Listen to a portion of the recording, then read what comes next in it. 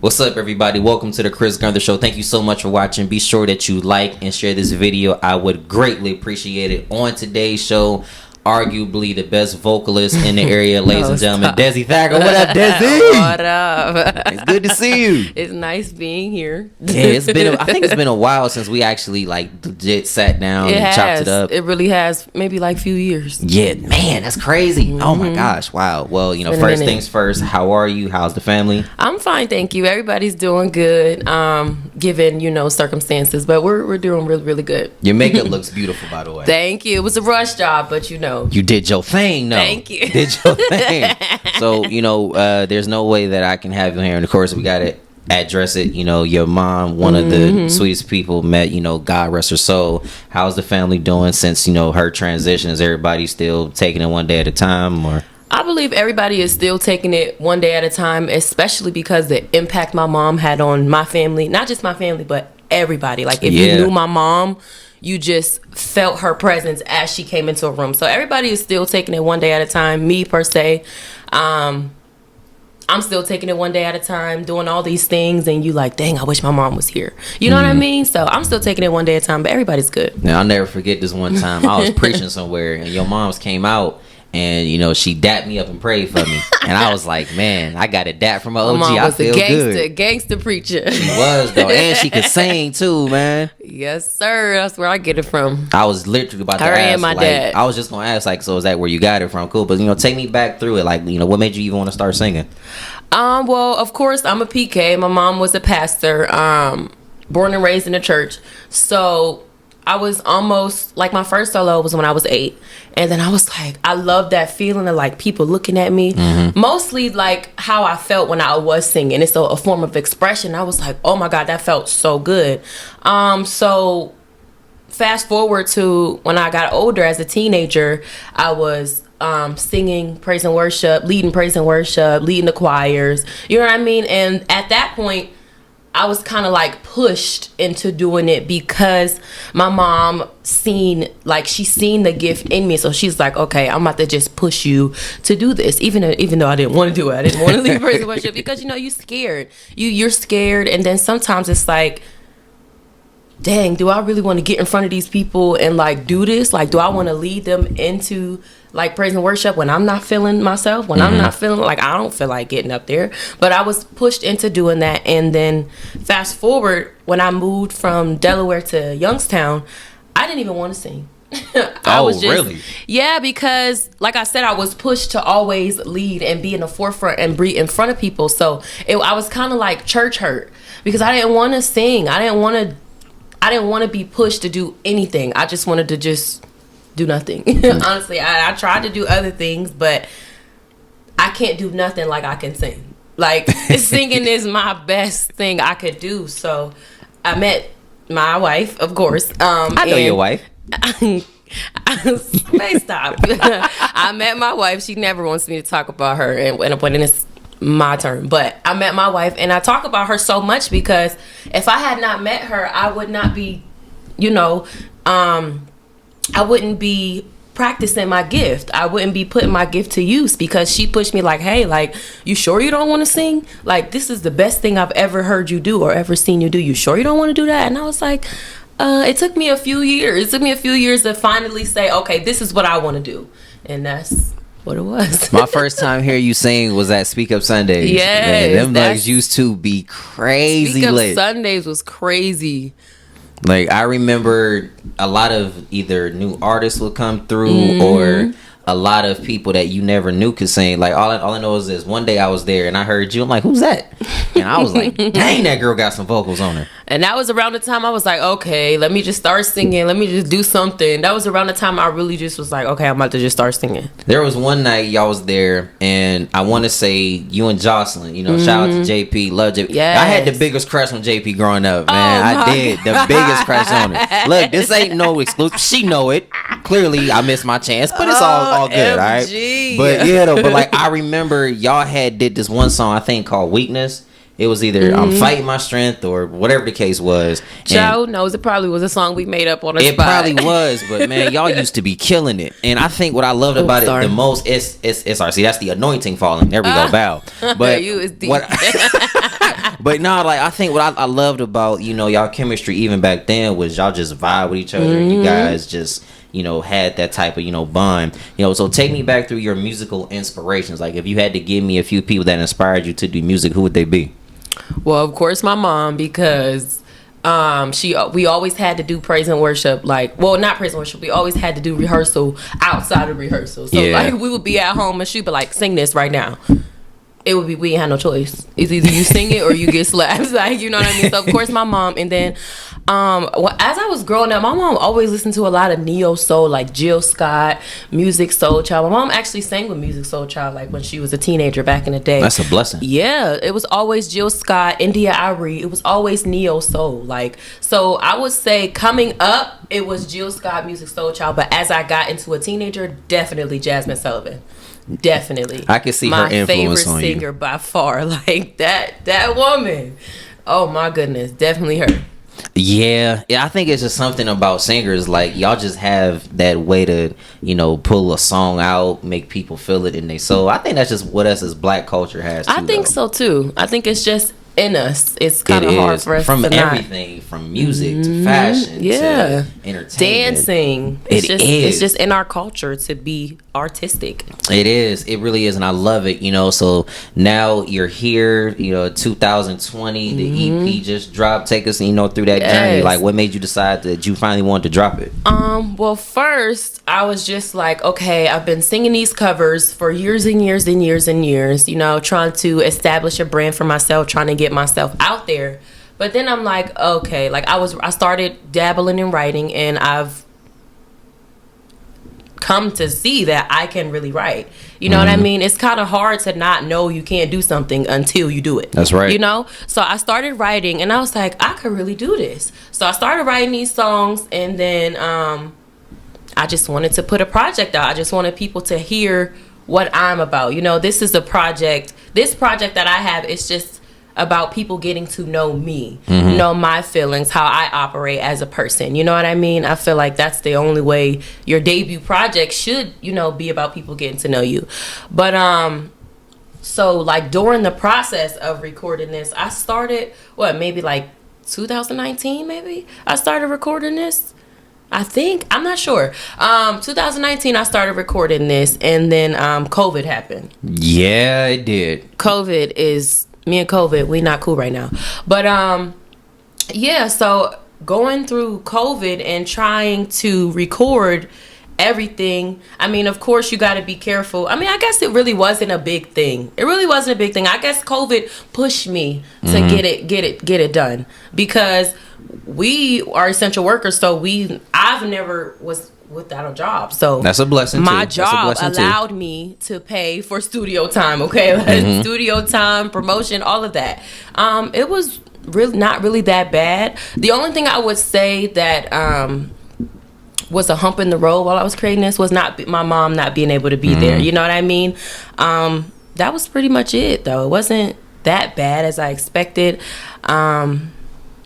That's pretty much all I can say. Most of the artists will say that they had to encounter something extremely hurtful to produce beautiful music. Do you agree with that sentiment?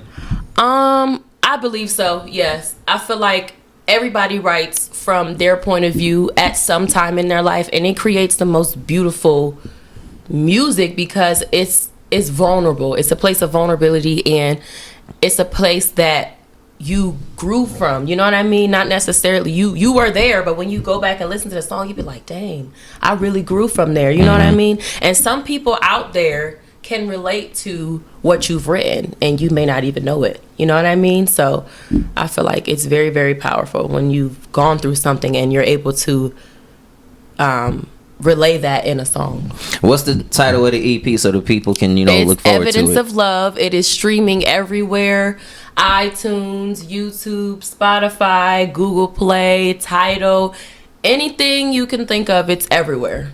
What made you decide to come up with that title for the EP, Evidence of Love? Evidence of Love. I would say learning how to love myself has shown me a multiple of feelings, or not. Did I say that right? Evidence of Love means learning how to love yourself and how to move forward in certain situations, or how to like accept what you're feeling is okay. Because a lot of times people think that self-love is like, oh, I'm gonna put a mask on, I'm gonna do my nails, I'm gonna do my feet, I'm gonna go shopping. But sometimes self-love is just accepting you for yourself, and that's just how you look, how you feel. You're entitled to how you feel. You're entitled to communicate certain things if you're mad or angry, you know what I mean? And that's just that's just how it came up. Was it hard for you to accept that about yourself? Some things, yeah, it was. If you listen to the EP, you will hear certain things that I've gone through as a child in my music, and it was hard to accept those things, you know what I mean? Because I'm like, God, like, hold on, like, you know what I mean? You're the author of greatness. You're the author of excellence. How come I had to go through certain things to get to where I am now? And it's almost like, dang, like me, like I don't, like, you know what I'm saying? Like me, like what did I do? But you know, things happen, and I'm actually grateful that I did go through some things to get to where I am now, because I really feel like those things had to happen for me to be able to sit here right now. You know what I mean? For me to be able to just communicate with other people, you know? And I always felt like my mother's transparency has a lot to do with why I'm here. That's right. I really feel like that. My mom was always a person of transparency, and she always told her story anywhere she went. Doesn't matter where she went. And I feel like that mantle was passed down to me. I feel like I have to tell people my story. I have to communicate with things that happen to me or how I'm feeling, because it opens doors for you. You just never know. You could just say something that happened to you, and people be like, oh really, why don't you come on here and tell me, you know what I mean? So yeah. Would you say that, you know, this EP, was it harder for you to make because of your mom's transition, or was it a little bit easier just because you had to go through that? I would say it was hard as far as like support, and as far as wanting to like be around people and wanting to put things out, like go to venues and perform and stuff. I haven't done that yet with this project, but things are coming soon. But yeah, I would say it's hard because it's your mom. Like, you want your mom to be there. Now, don't get me wrong. She's heard every single last song. Like, every single last song. Even down to when I was in the studio and she was like, that note's flat. You need to fix that.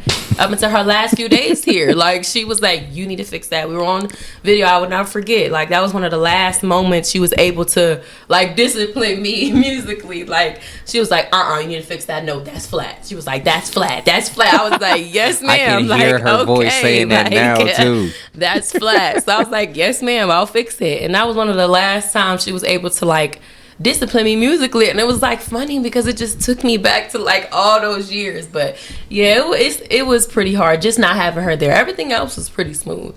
But to see that you continue to push through, you know, that is amazing. That is a blessing. Now, earlier in this interview, I said, you know, one of the best vocalists, if not the best vocalist here. I already know. Let me get myself prepared. You know, just get yourself prepared. But before I go into that question, let me hit on this real quick. Who would be some of the artists locally that you would like to collaborate with? Locally? If there are any. I wouldn't say locally, but I would say I would love to collaborate with my nephew, Deshaun Goncalves. Like, that boy, he can sing. He's not even a boy. That man, he sings so well. I would love to collaborate with Jocelyn Parker. I know Jocelyn. Of course, I would love to collaborate her. Do you want me to go even further, like as in globally, or just locally? I wanted to hit locally first, but if there just isn't anybody locally, at least not right now, that you could see, you know, what about just overall artists in general that you would love to collaborate with? I would say one of them being, of course, my favorite, Jasmine Sullivan. I would love to collaborate with Queen Naija. Like, I love Queen Naija. Do you know who that is? I actually don't. Oh, that's my crazy. God. I don't know her. What? I love Queen Naija. Who else? Chloe and Halle. Those are, man, I love that would them be too. Crazy. I love Chloe and Halle. Who else? It's so many people that I listen to. Like, Masigo. He's a saxophonist. I would love to collaborate with him. He is amazing. Music Soul Child, of course, Jill Scott, N.E.R.E. Like everybody in the Ari Lennox, like just all of them, D Smoke. There's just so many artists I would love to collaborate in. And if I keep working, if I keep being consistent, I will get there. I hope you do, especially with the one with Chloe and Halle. That would be Chloe dope. and Halle are amazing. I love them. I just love them. Yeah, well, there's no way that I can have you on anything CG related without you giving me a little something that the people can look forward to. Just a little bit, you know, so your vocals is warmed up now. Why don't you go ahead and give us a little something before we get out of here? Well, I'll sing my single. I'll just sing the chorus. Wow, how do I forget my own chorus? About to say, you wrote it, you can't forget it. See, I can hear it in that. The vocals is there right there. I love it. Oh, let's go. Look at you sitting over there, looking like you're looking, come and be my chair. Wrap your arms around my waist. I know you want me, I can see that look on your face. The way I'm feeling feels like I'm floating and drifting. You got me all the way up in the clouds. I don't wanna come down, down, down, down, down, down, down, down. Hey, oh, you got me wrapped up in your love. Baby, you fit me like a glove. I can't resist your touch. When I'm mad, I still feel the rush. I can't explain what I'm feeling. There's no wrong answer. You're all of the above. Hey, and that's all y'all getting, ladies and gentlemen. Dessy Thacker. Before we get out of here, Dessy, if anybody wanted to connect with you, how can they do that?